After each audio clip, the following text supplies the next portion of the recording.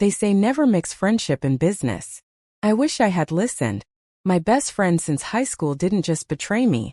He wiped out everything I spent years building and left me broken, driving across the country with nothing but my truck and regret. This is my story. Welcome to Hidden Truth Chronicles. I'm Alex Thompson, and this is how one man's greed changed my life, and how I eventually turned the tables in silence. Stay with me till the end. It all started in Houston, Texas back in 2017. I was a logistics engineer tired of watching trucking companies lose money on bad routes and outdated systems.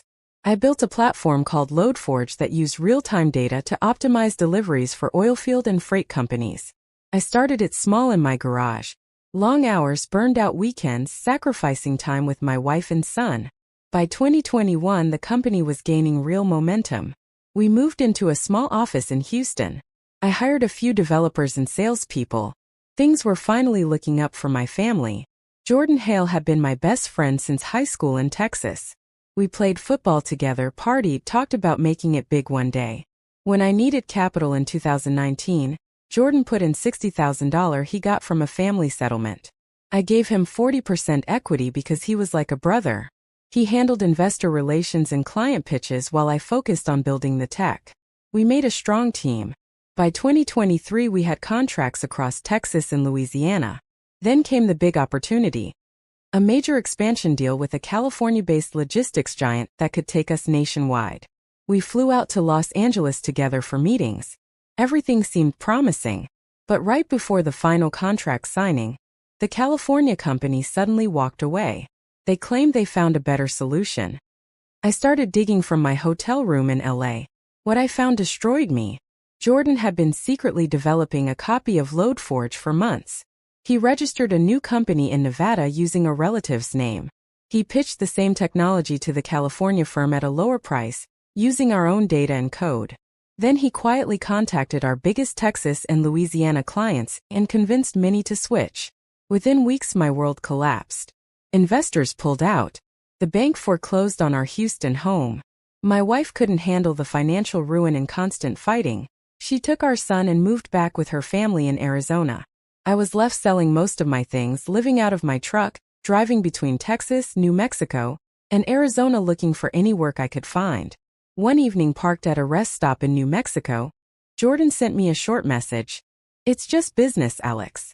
No hard feelings." Those months were the darkest of my life.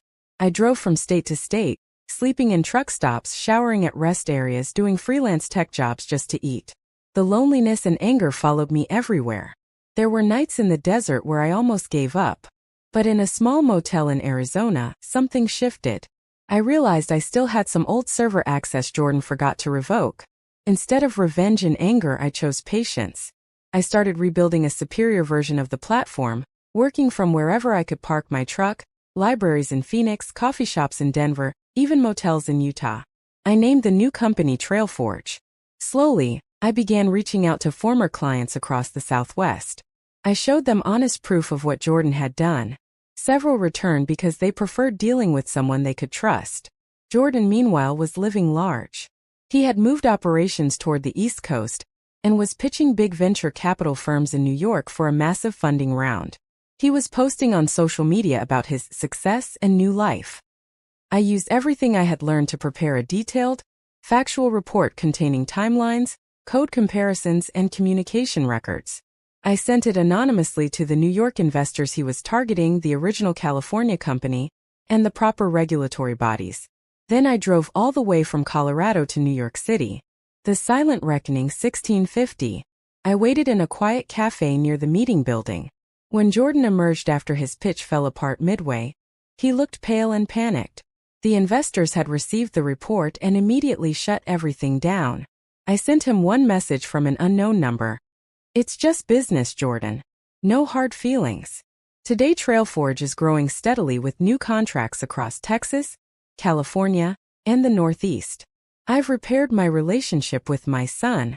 He comes to visit me in Houston, and I make sure I'm there for the important moments. The long drives across America taught me how strong a person can become when everything is taken away. Jordan's plans unraveled. His company faced serious questions. He started losing the lifestyle he had built so quickly. The consequences of his choices finally caught up. Betrayal cuts deep, especially from someone you called a brother. But hitting rock bottom on the open road showed me that starting over is always possible. If you've ever been betrayed by a close friend or partner, tell us what happened in the comments. We read every story here on Hidden Truth Chronicles. Thank you for watching. Like, subscribe, and turn on notifications for more raw hidden truth stories of betrayal, resilience, and justice every week.